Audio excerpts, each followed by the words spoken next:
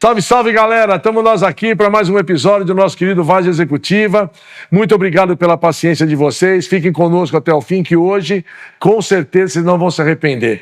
Temos um convidado master especial para vocês. Não vou falar nada que é para deixar para o Salgueiro, mas não deixe de mandar recado para a gente, mande críticas, comentários, a gente sempre atende vocês aqui. Tamo junto. Salgueirão, vamos fazer com calma para essa introdução agora. É isso aí. Ele merece. Bom, nós estamos recebendo mais uma pessoa sensacional do nosso meio, da Várzea, e eu queria que ele se apresentasse, né? Depois eu quero fazer umas perguntas para ele, vamos ver se ele vai na frente da câmera falar com a gente, né? Queria que você se apresentasse.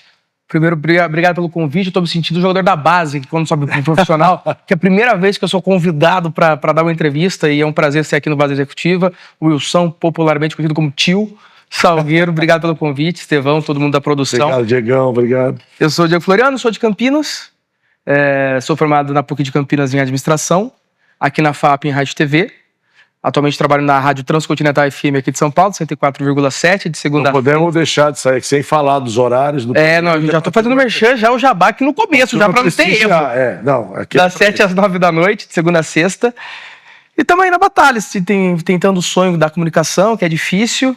Falando de futebol, gosto de falar de tudo. Gosto da TV aberta, gosto de reality show. E estou à disposição de vocês. Podem me usar e abusar da minha pessoa. Essa história que falam de você ser o almanaque da TV aberta, que história é essa aí? Cara, minha avó morava no bairro da Capela, em Vinhedo, né? Para quem tá saindo do interior, sentido São Paulo, na Anhanguera, ao lado do pedágio tem um bairro chamado Bairro da Capela. Sim. E na época que minha avó morava lá, a gente trouxe a minha avó para morar com a gente em 2001. Depois do segundo casamento dela, que não deu certo, a gente trouxe para morar com a gente em 2001. E eu passei muito da minha infância lá, né? Minha mãe trabalhando, meu pai trabalhando, minha avó auxiliava muito. E lá, obviamente, era um bairro até mais simples do que é hoje está bem desenvolvido. Tanto é que a minha avó morava numa descida assim, era rua de terra, não era asfaltado nem nada. E, aliás, eu acho que hoje a juventude nem sabe o que é brincar na rua, né? Não deve ter nem ideia do que é.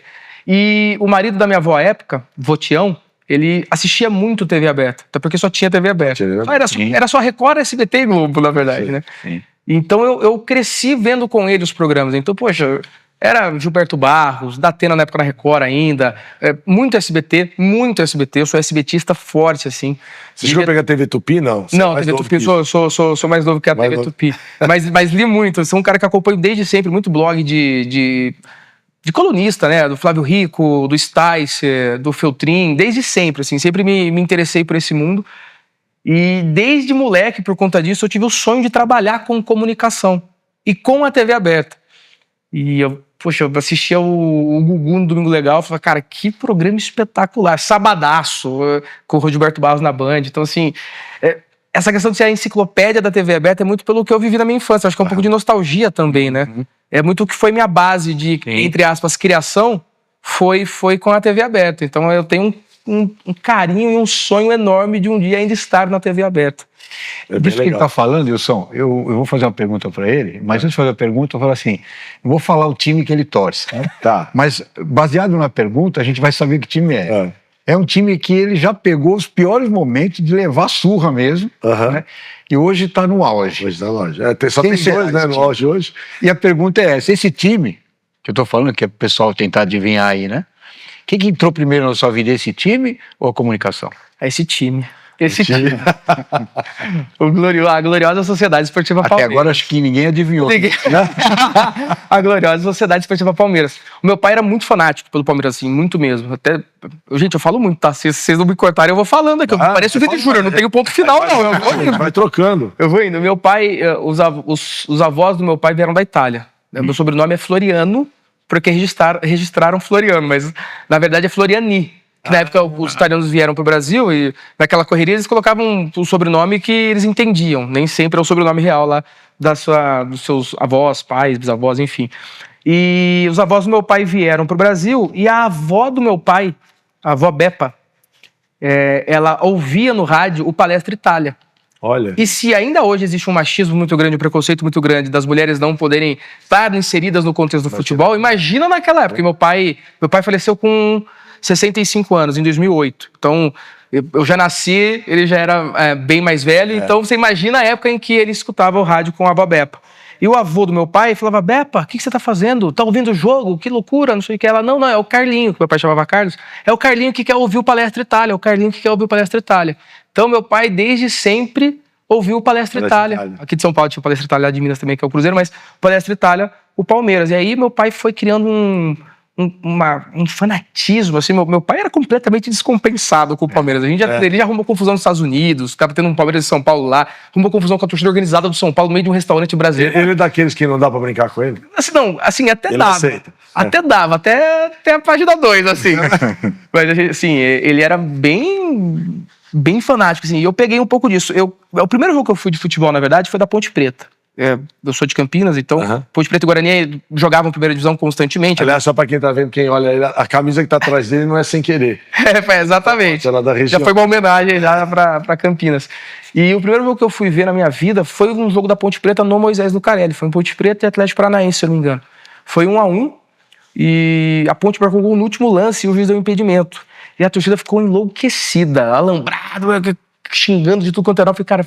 Mas ali eu falei, cara, fiquei encantado com o negócio. Falei, cara, Ponte Preta. Em Campinas eu tenho um apreço pela Ponte. E aí, por livre e espontânea pressão do meu irmão, ele chegou, pai, não tem como. Eu sou palmeirense, você é palmeirense. Como é que pode branco e preto? Como é que ele vai torcer pra Ponte Preta? Aí meu pai, não, deixa ele não. Meu irmão falou assim, não é deixa, vai ser palmeirense. Aí meu pai falou, não é brincadeira não, com todo respeito à Ponte Preta, pelo amor de Deus. Claro. Mas aí meu pai falou assim, pega o seu álbum. Era o álbum de 99, se eu não me engano, álbum de figurinhas. Vai na página da Ponte Preta. E fui. Lê quantos títulos tem. E não é zoeira, tá? Pelo amor de Deus, Ponte Pretanos do meu coração, meus amigos, não é zoeira. Não tinha realmente. Aí volta um pouco na do Palmeiras. Aí o Palmeiras tinha acabado de ganhar a Copa do Brasil em 98, ainda não tinha ganhado a Libertadores quando saiu o álbum. Falei, não, então vou ser palmeirense. Acho que foi a melhor opção que eu fiz na minha vida, foi ter virado palmeirense. Apanhei muito da adolescência, de todos os clubes possíveis. Sou palmeirense na força do ódio mesmo, e hoje estou colhendo um pouco dos frutos. Legal. E essa experiência que você teve em Campinas te deu uma boa bagagem, né, para você hoje estar atuando na comunicação mesmo, né? A minha família tem uma empresa, uma incorporadora em Campinas, então não tem, assim, eu até brinco quando me perguntam, eu não tenho uma história muito triste para contar de vida, assim, sabe? Meu pai é um cara que veio do nada, minha mãe e minha avó vieram da roça, então eles me criaram de uma forma que, assim, cara, hoje você tem uma estrutura boa. Se amanhã você não tiver, se você não tratou ninguém com respeito, se você não entendeu o valor das coisas realmente, não o valor monetário, o valor do dinheiro, o valor do que aquilo significa da conquista, você não vai se dar bem em lugar nenhum. Sim. Então você pode ter o que você tem hoje, amanhã você pode não ter nada. Mas se você deixou um legado de educação, de respeito, de maturidade, você vai colher os frutos. Te fala, vai ter as portas abertas. Exato. Então, é como no meio corporativo, né, Wilson? Queria que você comentasse alguma coisa sobre isso, até baseado nessa dica que ele deu aí.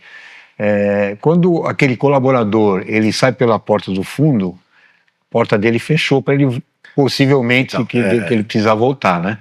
Você falou de legado. Essa palavra, para mim, ela é muito importante. O legado, nós que estamos aqui de passagem nessa vida, né, como diz o outro, o que vai sobrar da gente, que a gente foi embora, não é o carro que você deixou, a casa, o dinheiro, é o legado que você deixou. O legado é aquilo, o que você produziu, o que você afetou com aquilo que você fez enquanto você estava por aqui. Os frutos que você deixou. Exatamente.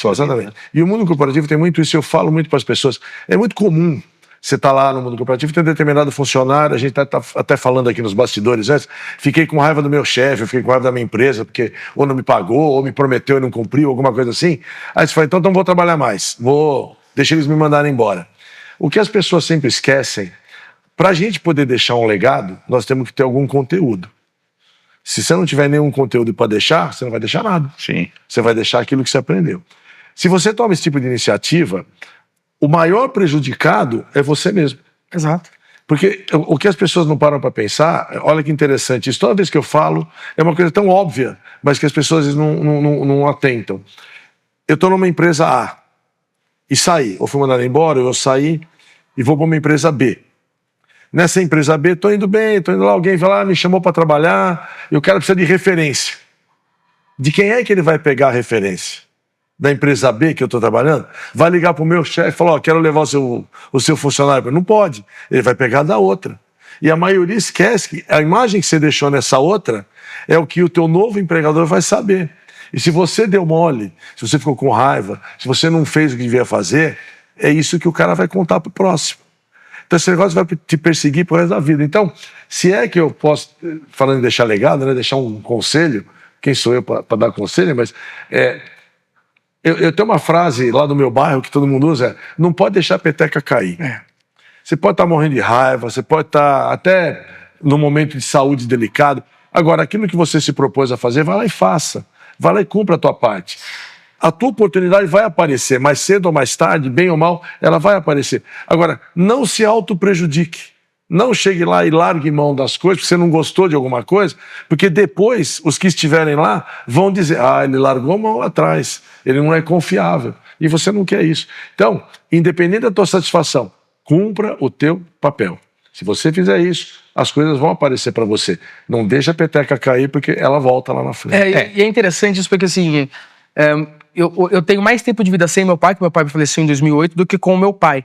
E, cara, não tem satisfação maior para mim do que eu ir nos lugares em Campinas. Meu pai era um belo de um bom vivão, um belo de um boêmio.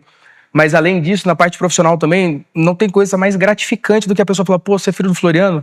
Porra, legal, teu pai né? Orgulho, fora, né? Cara, teu pai... que saudade, que falta o seu pai faz, que saudade. Então, isso até me arrepia. Uma referência. Porque eu entendo que hoje a gente vive uma realidade no Brasil, não só hoje, mas que muitas pessoas não têm uma base familiar. Verdade. E eu tive uma base familiar que eu cheguei num momento bom da minha família, a gente nunca foi milionário, mas a gente nunca passou fome. Tudo que a gente se propôs a fazer, a gente fazia. Só que meu pai não, a minha mãe não. A minha mãe e minha avó tiveram dificuldades, meu pai teve dificuldade. Meu pai chegou a não ter dinheiro para comprar supermercado, a minha tia que ajudava o meu pai. Assim, tinha para fazer o básico, mas às vezes uma bolacha para os meus irmãos, meu pai não conseguia, minha tia ia lá e comprava. Então, eu acho que a educação, que eu acho que é algo muito em falta neste país, e acho que até por isso que não investem na educação, porque se a gente tivesse um mínimo de educação nesse país, muita coisa não seria do jeito que é. Concordo. Então eu tenho essa questão desse legado nesse sentido, sabe? O termo educação, Diego, não é só educação da escola, mas você se refere à educação geral, sim, comportamental, sim, respeito. É a educação da forma mais abrangente possível. Uma educação, não é uma coisa focada. Maior do que só saber ler e escrever. Até porque, para mim, a escola não te dá educação. A educação não tem que vir da escola. Nem a obrigação dele. A escola te ensina a ser cidadão e te dá conhecimento. Isso. A educação é dentro de casa. É isso aí. É dentro de casa. Isso pra mim é muito óbvio. Mas eu sou meio neto, tá, gente? Eu vou falando e vou... Me fala uma coisa. Qual que é a tua referência de comunicação? Silvio Santos e Augusto Liberato, Gugu. Bem SBT mesmo, né? É bem SBT mesmo. É bem SBT, porque eu sempre gostei muito desses programas mais populares mesmo, assim. Claro, se a Globo chegasse, obrigado Globo, também obviamente eu aceitaria qualquer convite. Mas o SBT, pra mim, tem essa coisa de, parece ser a emissora da família brasileira mesmo. Sabe, parece que é aquele programa, aquela emissora que você vai sentar pra assistir o programa Silvio Santos com a Patrícia Bravanel. O DNA deles é a família mesmo. Todo mundo que passa, todo mundo que dá entrevista, ou que trabalha lá, ou que trabalhou lá, fala assim, cara, foi a emissora mais gostosa que eu trabalhei. Então, eu sempre quis, cara, o meu sonho era, a gente estava até conversando antes, acho que eu estava conversando com o Marcão, que, meu sonho era fazer o Passo Repasso, o meu sonho era apresentar o Domingo Legal. E eu ainda tenho esse sonho de estar na comunicação. Mas só para finalizar o outro raciocínio, senão eu acabo não respondendo vocês direito, tem a empresa lá em Campinas e eu comecei a ter a bagagem da comunicação justamente pela TV aberta que eu via na casa da minha avó. Então, a minha bagagem, entre aspas, enquanto espectador, ficar atento aos detalhes que ali aconteciam. Sim. Então, quando eu fui para a faculdade, em 2019, que eu fiz rádio e TV, cara, tudo que falaram, às vezes, na teoria, eu já sabia, porque eu tinha a memória do que eu gostava, do que eu aprendia vendo, né? Então, foi mais por aí, assim. Muito legal. Como você vê a comunicação hoje no Brasil? Você acha que ela tá muito chata? Tá. Tá chato. Dá exemplos, assim, do que você acha que é chato. Porque hoje você não pode ter opinião. Porque, vamos supor, vocês vão me perguntar aqui, você prefere o Gugu ou o Silvio Santos? Se eu falar, eu prefiro o Silvio Santos, vão vir a associação do Augusto Liberato fãs, vai vir me macetar. Mas não é porque eu falo que eu gosto de um, que eu odeio o outro, não, é só um perfil. Futebol, principalmente. Futebol, poxa, eu sou um cara que eu gosto do Abel, mas eu critico o Abel. Só que quando eu critico o Abel, vem muito de, então você merece o time de 2013, você merece o técnico de segunda divisão. Não é isso, não é porque eu tô gostando de um que eu preciso macetar o outro. E hoje, com essa questão de influenciadores, a internet, claro, todo mundo busca dinheiro, engajamento. Se você tem engajamento, você tem dinheiro e ponto. Só que muitas pessoas usam as crises, usam críticas, o negativismo para ganhar o dinheiro. É isso aí. Eu não gosto disso. Eu entendo, respeito quem faz, mas eu não faria. Eu prefiro muito mais tentar o engajamento pelo que eu sou do que as pessoas querem que eu seja. E eu tenho aqui críticas a diversos jornalistas, que eu não vou fazer aqui para também me prejudicar, mas eu tenho porque... Fala o nome, fala o nominho. Pra falar o nome? Fala o nome Mauro só. César Pereira, por exemplo. O que você acha dele? Ele é o quê? Eu acho ele um cara verdadeiro, só que ele quer ser o ombudsman do jornalismo esportivo. Então ele fala assim, os debates estão péssimos. Mas no próprio Twitter dele, no próprio X, ele fecha o comentário. Ele mesmo não quer o debate. Mas a pessoa pode me xingar. A partir do momento que a pessoa te xinga, aí você bloqueia a pessoa. Sim. Agora, os debates estão fracos. Então por que você não debate?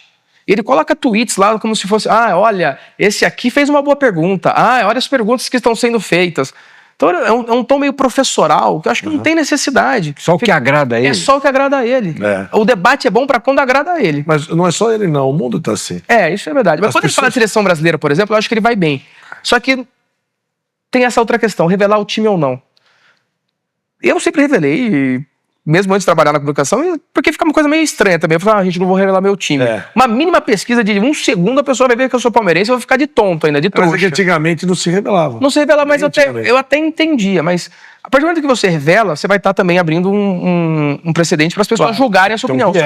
A forma como você se coloca para falar de um time e a forma como você coloca para falar de outro time, o seu ou do outro ou outros, você percebe na fala da pessoa se a pessoa está puxando a sardinha ou se a pessoa está criticando a mais.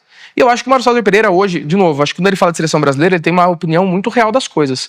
Agora, quando envolve Flamengo ou rivais do momento, você pode ver que tem um modus operandi ali. Quando ele criticava o Atlético Mineiro, quando o Atlético Mineiro brigava pelo Flamengo por títulos importantes, ele ia muito incisivo no Atlético Mineiro. Palmeiras e Flamengo agora, ele vai muito incisivo no Palmeiras. Então, eu tenho... Tem um viés. Tem um viés. E a partir do momento que você fala, os debates estão fracos e você mesmo não está aberto a um debate, você já está entrando em contradição. E você mesmo é enviesado. Exatamente. Exatamente. Eu só autorizo que falem aqui nas minhas redes sociais o que eu quero o que eu quero ler. Falar bem do que eu acho que é bacana. É isso. Só isso. Fala um pouco da sua vivência nas competições internacionais. Cara, eu tive uma oportunidade com o Lance a primeira vez no Mundial do Palmeiras de 2021, que foi quando o Palmeiras venceu do Flamengo. E aí, o Palmeiras venceu o Santos em 2021 também, mas por conta da pandemia era relacionado à competição de 2020. Foi no Maracanã, dia 31 de janeiro, se não me engano, em 2021. E no dia 27 de novembro de 2021, o Palmeiras ganhou a Libertadores de novo em cima do Flamengo. E aí eu trabalhava como comentarista numa rádio em Bragança. Um professor meu me indicou pro Fábio Seixas, que hoje é o diretor de comunicação da CBF. Olha só. E eu falei assim, Fábio, o projeto é massa pra caramba, mas eu tô indo viajar daqui 3 dias pra ver o Palmeiras no Mundial. Aí o Fábio Seixas falou, cara, eu tenho uma boa e uma má notícia. Ele falou, é que você não vai conseguir fazer o projeto pra mim. Mas eu vou passar o teu telefone pro Gabriel Mugin, do Lance, e estou precisando de alguém que vá, ou que já esteja lá pra fazer pro Lance. Porque o Lance estava na saída aí, voltando aí pro digital, que o Lance teve algumas vendas também no meio do caminho, né? Mudou de dono em alguns momentos. Fiz o Mundial do Palmeiras, tive a oportunidade de conversar com o Simoninha, né? Um craque da música e um craque também do futebol, né? Conhece muito. E, consequentemente, tive a oportunidade de fazer a Copa do Mundo do Catar pelo Lance também. Aí conheci o César Tavares da Voz do Esporte, que me deu a oportunidade na Transcontinental. E junto com o Alex Lopes e a Zanqueta, e a Transcontinental toda, claro. E com a Transcontinental, consegui fazer a Copa do Mundo de Clubes do Palmeiras lá em Nova York. Ficamos lá 20 dias fazendo um monte de cagada, não sei como. Não me mandaram embora, nos mandaram embora ainda, na verdade, porque ali é um fazendo cagada em cima do outro. E a gente cobriu também a final da Copa Libertadores em Lima. E é claro que eu sou um pouco esperto, né? A gente tem que usar as estratégias. Eu, como um bom torcedor, o que eu falo? Gente, que vocês acham da minha ideia? Da gente cobrir o evento. Traz os caras pra você. Não é porque o Palmeiras está no evento. Não, vamos cobrir o evento. Vamos, né, fazer em loco. Não que eu já estivesse lá. Mas vamos fazer isso. Vamos unir o útil ao agradável. Mas isso é um dom, sabia? Será? Opa, no mundo corporativo também. Isso é super comum. É lábia? Uma coisa, eu diria até, de novo, fiquem à vontade de discordar de mim, os que não concordam, né? Mas ele serve tanto de baixo para cima quanto de cima para baixo. Se você quer conquistar alguma coisa, tem um projeto, por exemplo, que você acredita muito. Se você não souber o jeito certo de trazer esse projeto na mesa, ou a hora certa de trazer, ou a pessoa certa de trazer, ele não anda. E às vezes é um excelente projeto. Então, como é que eu, pelo menos, aprendi? Muitos que trabalharam comigo vão ver umas coisas, mas depois de ficar mais velho, muita coisa que eu não concordava e que me pediam, eu ouvia, concordava, ia lá e fazia do jeito que eu queria. Só que tinha um risco. Quando você faz isso, tem um puta risco. Se dá errado, a chance de você estar na rua é enorme, porque o cara fala, mandei você fazer isso, você fez de outro, deu errado. Agora, se dá certo, quem mandou e viu que você fez diferente, tem que engolir. E ainda, pega o louro da vitória. É óbvio. Eu ganhei e você perdeu, é um fato. Então, se você sabe fazer isso, isso é um dom. Eu acho poucas pessoas têm essa. Se a gente pegar isso tanto no meio corporativo, como no meio da comunicação, no futebol, né, em qualquer relação humana, vamos falar assim, você tem o lado estratégico mesmo, né? Óbvio que você vai analisar qual é a estratégia. Eu vou passar por cima dos outros, vou fazer uma coisa que eu vou levar vantagem, vou passar por cima de todo mundo. Não.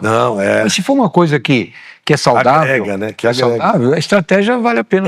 Mas é bom destacar também, porque nós somos uma equipe lá no Samba Gol, na Transcontinental, né? Então somos eu, o Roger Guerreiro, o Estevão, a Nath, que participa com a gente também, vira e mexe. A Nath é mais elenco de apoio, né? Ela não é fixa do programa. A gente tem o David, que é o diretor de corte. A gente tem o Negrão Júnior, que é o sonoplasta, que é sonoplasta do Jogo Aberto. O Roger já teve aí, né? O Roger já esteve aqui, aliás, com um belíssimo corte, diga-se de passagem, do Várzea Executiva, né? Que ele tinha uns cortes bem legais. Nós tivemos lá também. Nós tivemos lá também. Você não estava, Diego? Não tava. Acho que eu tava no Mundial, inclusive. Na época, o Roger estava careca, né? Agora o implante coclear, ele tá cabeludo. Tá topetudo, né? Isso, e quando vocês estiveram no Samba Gol, o Diego Floriano estava no Mundial. Eu estava cobrindo o Mundial.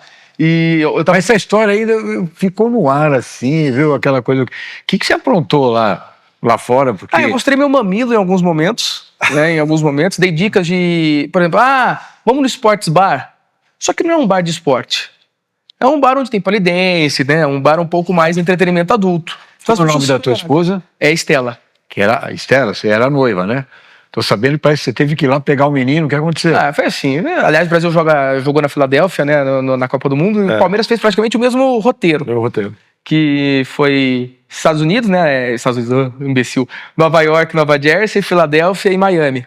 E a seleção só inverteu uma das sedes. E na Filadélfia teve Palmeiras e Botafogo, nas oitavas de final. E para chegar no estádio, você tem o estádio de futebol americano, você tem o estádio do beisebol, você tem o ginásio do basquete, se eu não me engano. E no meio disso tudo tem um complexo com 200 bares, assim. Nossa. É um complexo enorme, um galpãozão que tem muito bar. E o jogo, se eu não me engano, no horário lá dos Estados Unidos era meio-dia. Eu cheguei lá umas 9 da manhã e comecei a beber. Tinha tempo. E tava um calor nos Estados Unidos, mas um calor que tava batendo uma lua, porque eu tava desidratado já. Mas aí a gente ia, né, na cevada, a gente ia hidratando. Só que aí aí entra no estádio, dava pra beber no estádio até os 30 do segundo tempo, porque a FIFA permite até os 30 do segundo tempo a cerveja nos estádios. E continuei bebendo. Só que o que acontece? O jogo foi pra prorrogação. Ixi. E ficou mais um tempo. Aí acabou o jogo, já não lembrava mais de nada, já nem lembrava se eu tinha ganhado ou não. Voltei pro complexo lá dos bares. Eu falei, tô com fome, vou comer uma batatinha. Pedi uma batatinha frita. 2 minutos com o copinho na mão, escorregou o copo da mão de batata frita. Plaft. Poxa, acontece, né? Fui lá, peguei a batatinha frita de novo. Caiu de novo. Aí fui na terceira vez. Na terceira vez que caiu, eu falei, acho que tá na hora de ir embora. Aí peguei o metrô pra ir embora e eu não sabia a minha estação. E eu tava com, sei lá, 5% de bateria. Não tava conseguindo mexer no celular muito. Vixe. E aí, beleza. Aí eu saí de uma estação.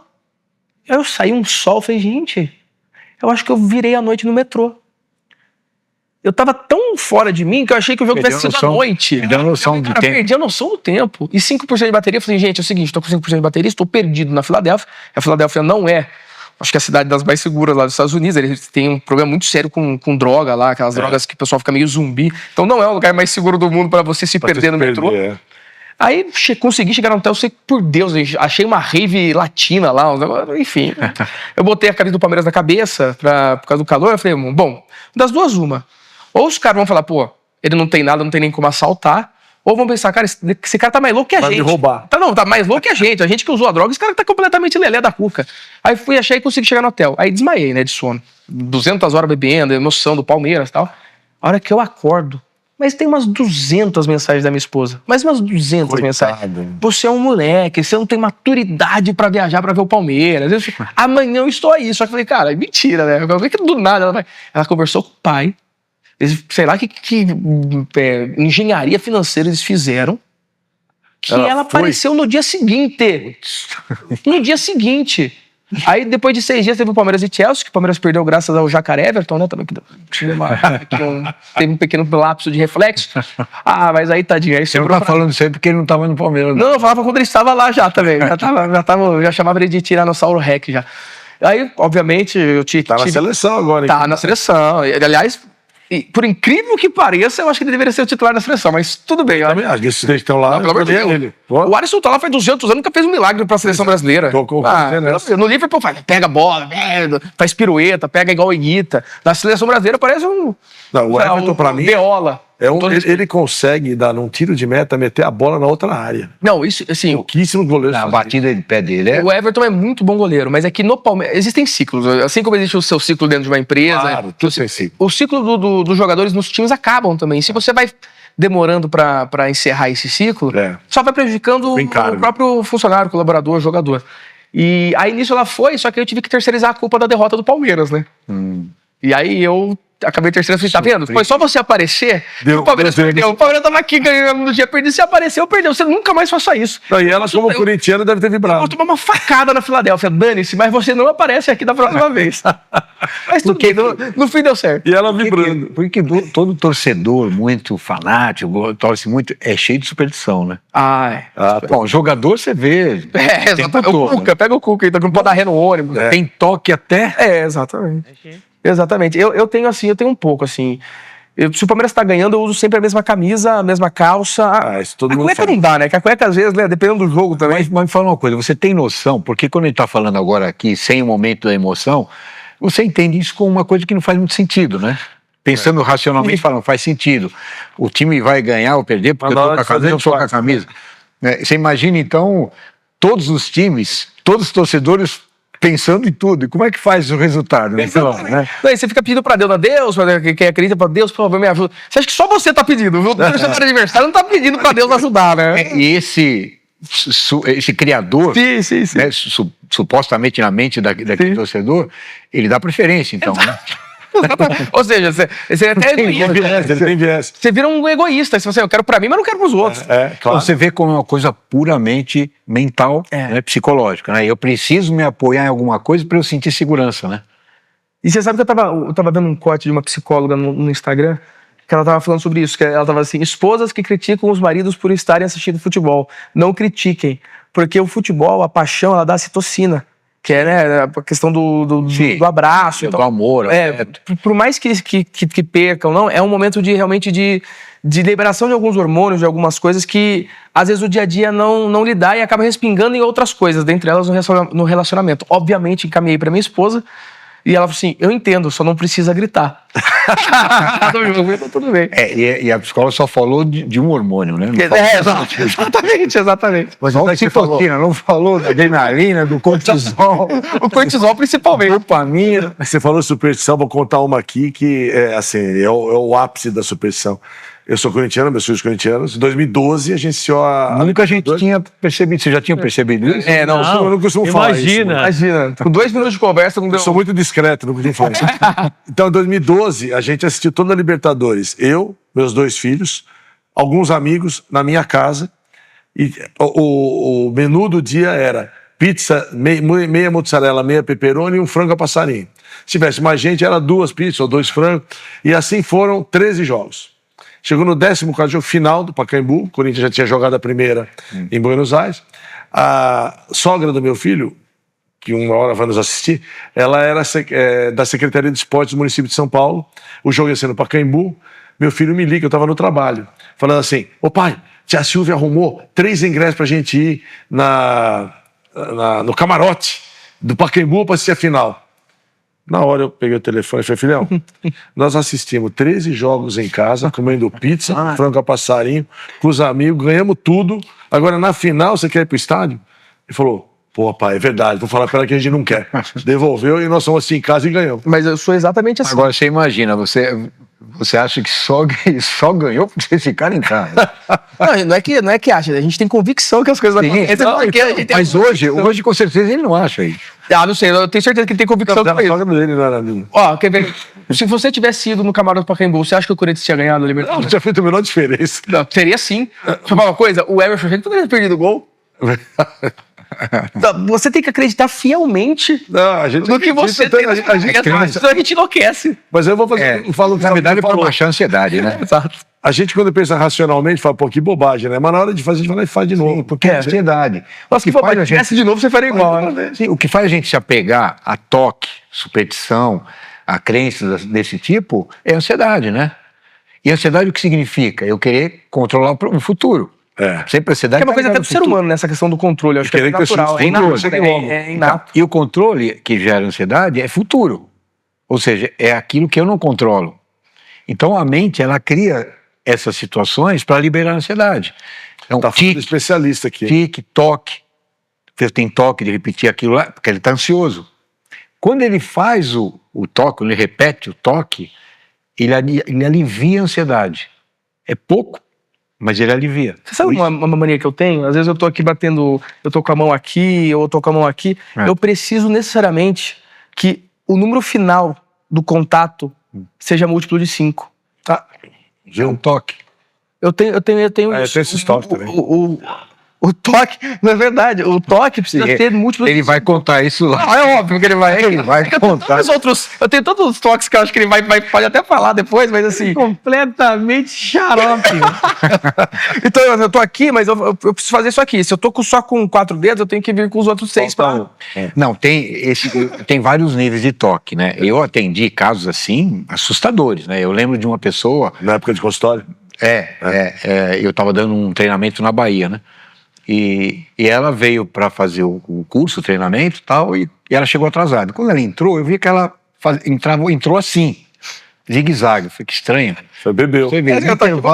No intervalo, ela me chamou e falou, puxa, professor, eu queria te falar uma coisa, eu tenho um monte de manias. Ela não falava, me chamava toque. Era mania. Manias. E eu pego a mania dos outros. E uma delas é assim, por exemplo, se for uma sala de taco, eu tenho que pisar só no taco que está de lado. Por isso ela veio fazendo assim. Eu observei isso. Aí ela falou, pô, e tem um vizinho que ele tem, ele é chamado de pulinho, porque ele anda e dá um pulinho. E eu peguei a mania dele, ela contando pra mim. Aí ela falou, e quando ela terminou a aula, eu vi ela indo embora, eu falei, vou prestar atenção nela, porque ela falou que ela tinha um toque de contar até 7. Aí ela dava pim, aí eu tava pim. Aí ela foi andando, chegou perto do cara, jogou a chave do carro no chão, contou até 7, pega a chave e abre a porta. Ela só abre a porta do carro na hora que ela contou até 7. Juro, por Deus. Então você vê que tem vários níveis, né? Você falou um levezinho. Bem levezinho, bem levezinho. Também tem, pra mim as coisas tem que estar tudo no mesmo lugar, do mesmo jeito. Tanto que eu raramente esqueço. Metódico. Esquece chave, esquece carteira. Comigo não tem isso, porque elas estão sempre no mesmo lugar, do mesmo jeito. Então se eu vou pegar minha carteira, a chave já tá junto. Chave do carro, tá tudo no mesmo lugar. Eu vou lá, pego a chave do carro e já tenho o controle junto. É uma rotina que você cria pra você não esquecer. É uma proteção, na verdade. Né, eu sou totalmente o contrário. O meu toque é a minha bagunça. A hora que arruma a minha bagunça, eu não acho nada. Só que se tá bagunçado, cara, bom, eu deixei em cima daquela pilha de roupas. Isso. A minha chave do meu carro. Se arruma, eu já fico completo. Só se você arrumar, né? Porque aí você vai criar um novo. E se eu arrumo uma rotina. Eu, como metódico que sou, se eu arrumar e mexer em um negocinho, já acaba com a minha vida. Acaba com a minha vida. E fala uma coisa, voltando pro futebol, eu queria saber o seguinte, Wilson, a gente já sabe o time que ele torce, né? Ele já repetiu. Eu não prestei muita atenção. Não, né? Eu queria saber, depois o Estevão pode confirmar para mim se ele consegue separar essa questão do apresentador, do comunicador, do torcedor. No começo eu separava mais. Até converso muito com o Estevão, inclusive, com todo Eu tô nessa equipe, aliás, só pra voltar, eu só consigo fazer esse tipo de cobertura internacional porque a gente tem uma equipe muito top por trás, porque segura uma barra, que se dá algum problema de internet, a gente tem que reconectar, tá o Estevão, tá o Roger no estúdio, tem o pessoal da produção, então assim, nós somos todos uma equipe. Se eu tô lá, é muito em função do que a equipe tá ali por trás pra me auxiliar também se dá algum problema. Mas eu no começo, não é que separava, mas eu coloquei uma barreira muito grande em não deixar transparecer tanto o meu lado torcedor.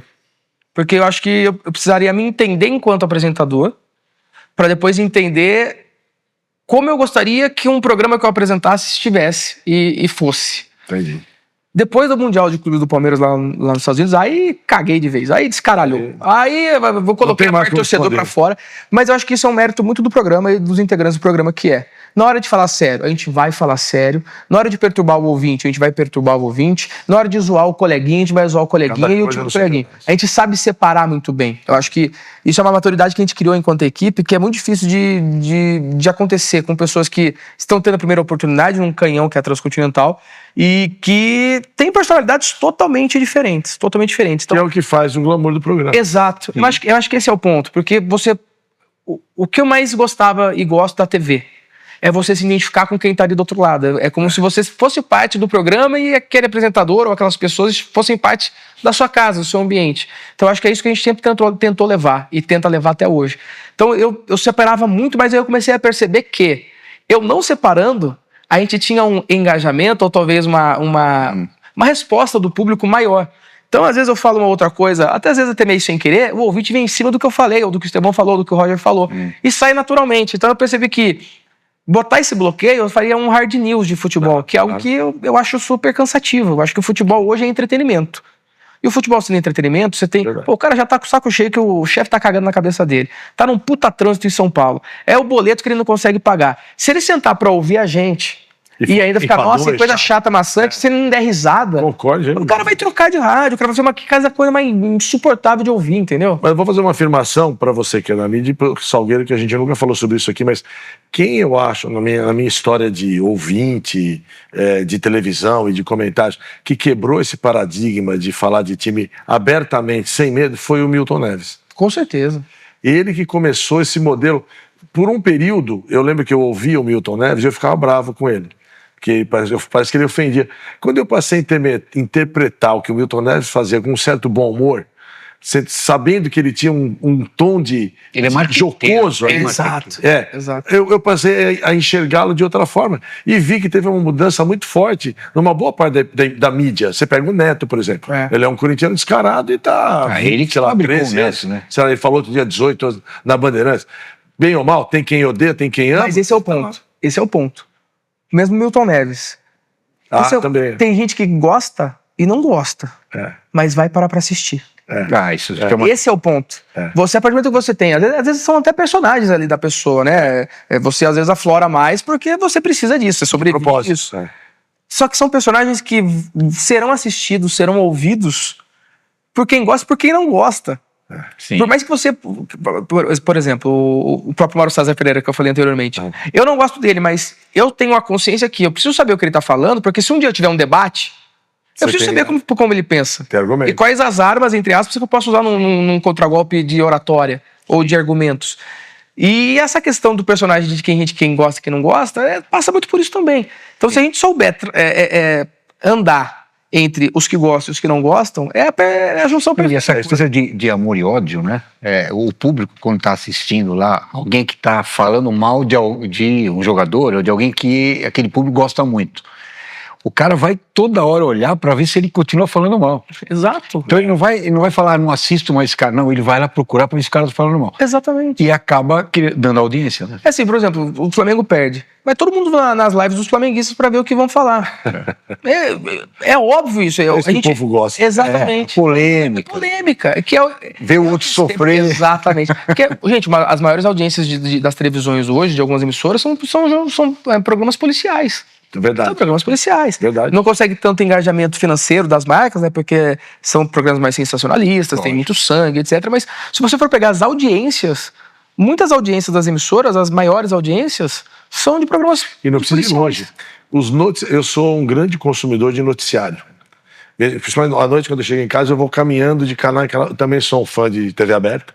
Aliás, eu queria fazer... Não sei se você vai lembrar disso, mas eu sei até os canais que eram antigamente. Era o 2, o 4, o 5, o 7, o 9, o 11 e o 13. É que em Campinas eram números diferentes. Que era Cultura, SBT, Tupi, né? Era antiga Tupi, Cultura, SBT, Globo, Record, TV Manchete. A Manchete eu peguei na época. Depois virou RTV, Gazeta e Bandeirantes.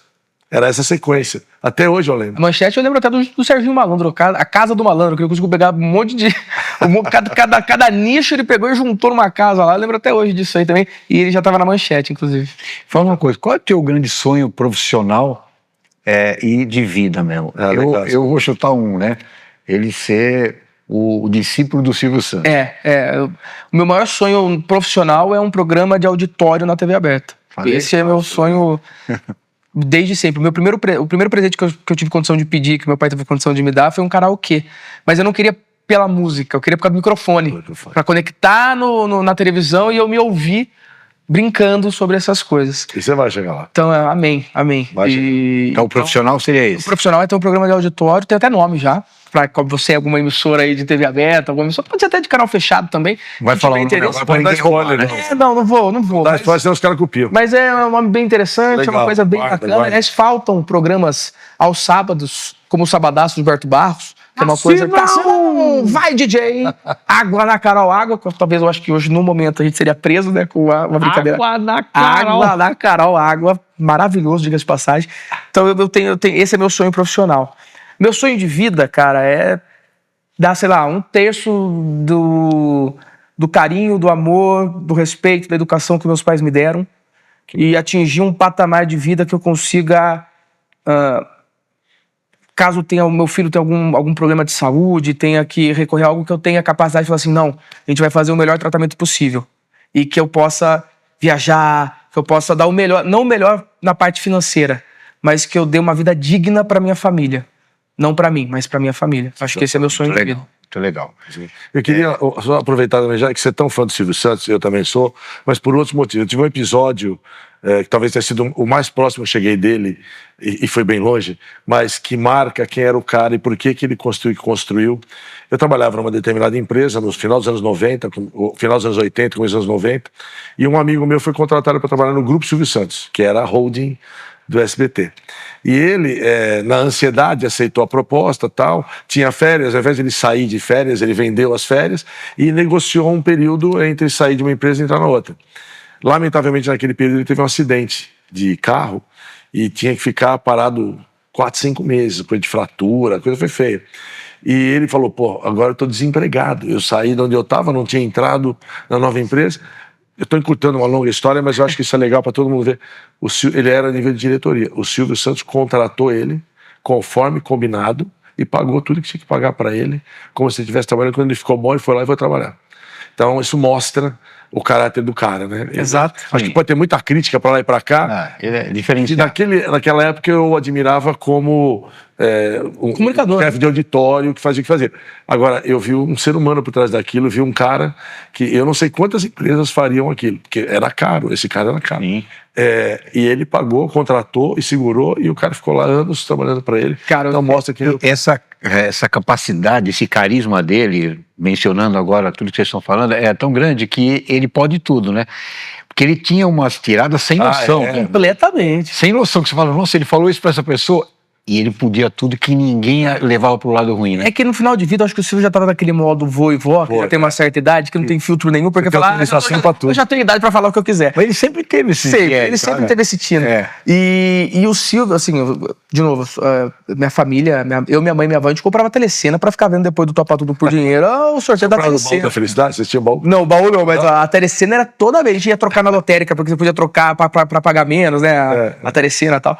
Então, assim, o Silvio, o que eu sempre percebi do Silvio ele colocava, assim, uma certa distância com o público dele na questão de contato físico, sim, mas ele sempre fazia a plateia ser o principal motor do programa. Ele era o protagonista ali, sim, mas o protagonista sempre foram as colegas de trabalho do Silvio, que era a plateia. Então, eu pego muito do Silvio isso. Eu não faço programa pra mim. Eu faço programa pra quem tá ouvindo, pra quem tá assistindo. Se fosse pra fazer um programa pra mim, assim, ia ser legal pra mim. Então, o Silvio, analisando o Silvio, eu percebi muito isso também, sabe? É a forma como você trata quem está ao seu lado. Porque sem fã, sem seguidor, você não é ninguém. Então, eu já vi várias pessoas famosas cagarem na cara de fã, ou tratarem, vai, tira foto logo. Eu já vi vários que estão aí hoje em dia ainda, e bem desrespeitosos. Só que eles não entendem que, sem essas pessoas, eles não existiriam. Eles não existiriam. Wilson, o Estevão me falou que o nome do filho dele vai ser Abel Ferreira Veloso Floriano. É verdade isso aí? É verdade se eu conseguir registrar, né? Que a minha esposa não quer, obviamente, né? Cara, eu vou falar assim, eu quero... Não, isso é sério, eu realmente quero. Veloso foi sempre um ídolo seu? Na verdade, o Veloso é sobrenome da minha esposa, tá tudo linkado. Tá tudo linkado. Ela é Estela de Almeida Veloso Floriano agora, e eu sou o Diego Bedari Floriano. É que, na verdade, eu queria Abel Fernando... O Veloso não tem a ver com o goleiro. Não, tem a ver com a minha própria esposa. Eu associei o goleiro. Não, mas você vê como já tá em casa. Obrigado, é mais um argumento pra usar com a minha esposa, inclusive. Eu queria Abel Fernando Ferreira Veloso Floriano. Mas por que você gosta de Fernando? Não, porque realmente é o nome do Abel. É Abel Fernando Ferreira. Não sei se ele tem outro sobrenome. Aí ela falou assim, não dá, eu vou tirar o Fernando, a gente fica com o Abel Ferreira Veloso Floriano. Ela, mas não é meu sobrenome nem o seu. Eu falei, mas é o do Abel, meu amor, você não tá entendendo. É o maior técnico da história do Palmeiras. Critico quando tem que criticar, claro, mas me trouxe alegrias que eu jamais pensei que eu fosse viver novamente em sequência, assim. Ele é diferenciado. Que é isso, não, e assim...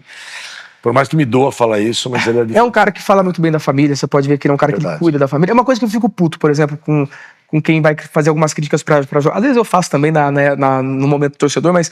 porque o Abel Ferreira é um mau caráter. Porque o Abel Ferreira é um louco. Porque o Abel Ferreira... Cara, você sabe como é que ele é pai?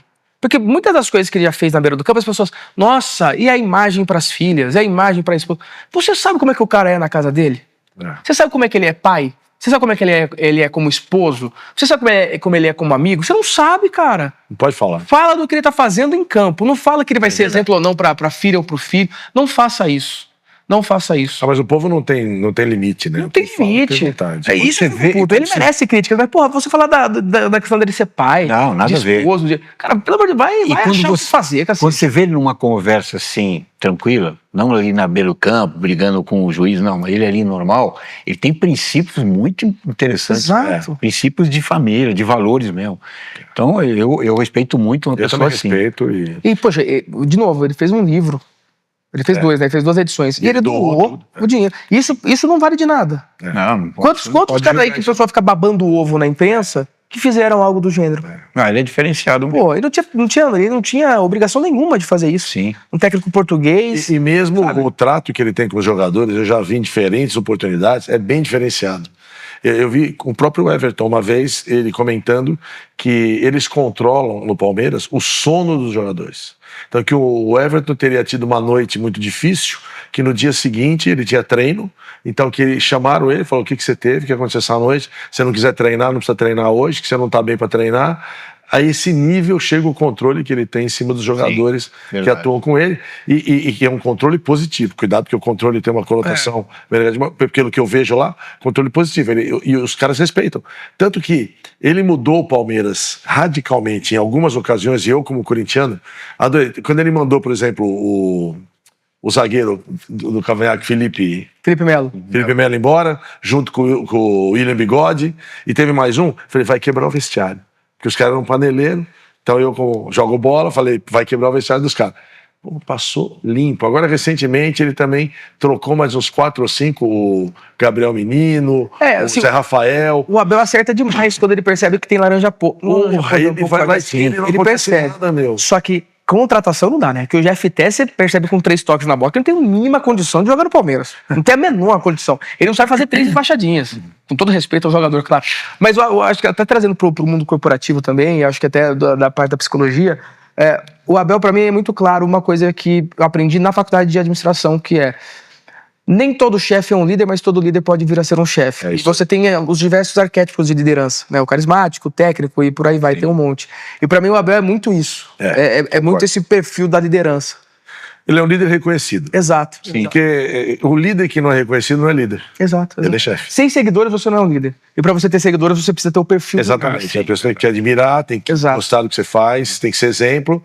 E vou voltar no começo da nossa conversa, deixar um legado. Exato. Que é o que eu acho que o Abel já deixou. Para meu desespero, muito legal. Falar em legado, né? A gente tá nos finalmente. Já? Estamos finalmente. Voa, olha. Jura por Deus? Caramba. Voou rápido, né? Pô, pode ficar mais? Cadê a direção? Pode ficar mais um pouco? Vocês que mandam. Que isso? Não, mas a gente pode voltar de novo. Então Não, fica aqui fechou. o convite para voltar outra vez. Tá fechado. E a gente gostaria que nas suas considerações finais você falasse a sua linguagem esse linguagem de alguém que tem berço, né?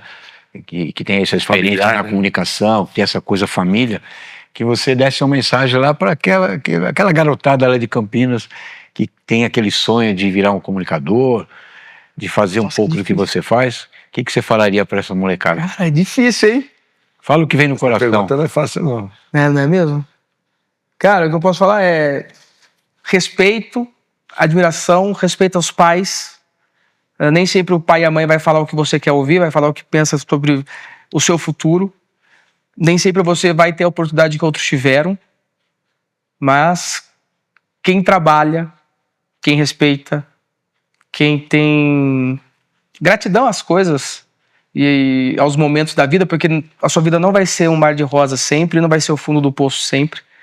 Se você tiver perseverança, ser resiliente, mas acho que acima de tudo, ter respeito a pessoa que você acredita, ou a entidade que você acredita, vai te abençoar e sempre respeitar. Acho que o respeito, acima de tudo, ele vai voltar de alguma forma para você. Muito bom. Bem, falou com o coração, não precisou nem pensar muito, né? Eu segurei para não chorar em alguns momentos dessa entrevista hoje.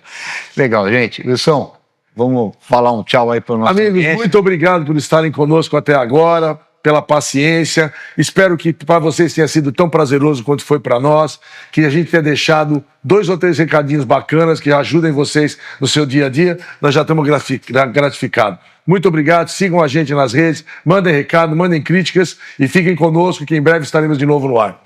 Forte abraço a todos. Diego, obrigado. Uma satisfação enorme ter você aqui. Um prazer. Muito obrigado, um prazer enorme. Mas vamos combinar depois a gente fazer um encontro tomando uma cervejinha, né? Aliás, para encerrar, azeitoninha. Verdade, mas para encerrar, eu quero que você fale do projeto da Transamérica, antes.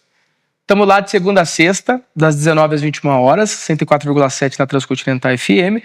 E estamos no YouTube também da Transcontinental FM. Estamos lá. Se você quer ouvir falar de futebol, A Fazenda, Big Brother, qualquer coisa, a gente está lá para falar, para divertir você aí do outro lado. Vamos prestigiar o Diego, pessoal. Um abraço. Valeu, Até a gente. próxima.